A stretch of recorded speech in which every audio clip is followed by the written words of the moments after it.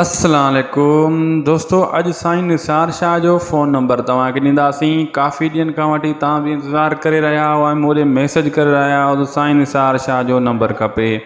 बिल्कुलु दोस्तों, अॼु तफ़सील सां तव्हांखे नंबर ॾींदासीं ऐं तव्हांखे इहो बि ॿुधाईंदासीं वरी इन खां पोइ कंहिंजो नंबर तव्हांखे ॾियणो आहे नेक्स्ट एपिसोड में।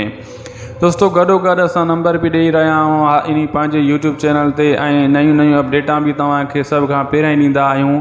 हीउ उहो चैनल आहे शाहिद खोसो वीलोग यूट्यूब चैनल, जेको तव्हांखे हर अपडेट सभ खां पहिरियों ॾींदो आहे। तव्हांखे अहिड़ी सहूलियत कंहिं ॿिए चैनल ते कान मिलंदी हूंदी, जेका मतिलबु शाहिद खोसो वीलोग यूट्यूब चैनल ते हर अपडेट मिलंदी आहे। तव्हां पाण बि अंदाज़ो हणी सघो था।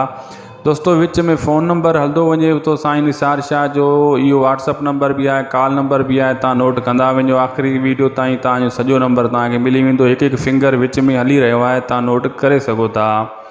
दोस्तों, इन्हीं चैनल ते यानी शाहिद खोसो वीलोग यूट्यूब चैनल ते तव्हांखे हर अपडेट तव्हांखे ख़बर मिलती है।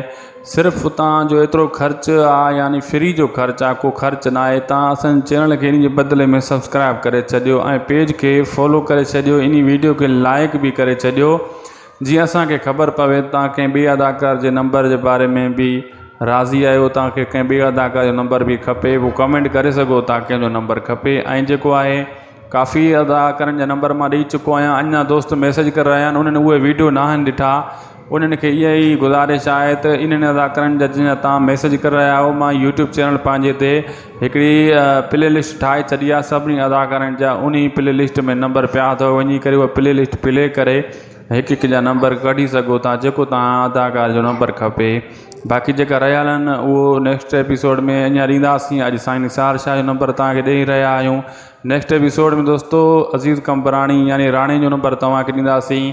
इन जे करे तव्हांखे चऊं था हाणे इन चैनल खे सब्सक्राइब करे छॾियो, पेज खे बि हाणे फॉलो करे छॾियो। जीअं तव्हां सब्सक्राइब फॉलो कंदो त पोइ तव्हांजे मैसेज ईंदो, न त ईअं तव्हांखे ख़बर ई कान पवंदी नेक्स्ट अपडेट कहिड़ी अचण वारी आहे। असांखे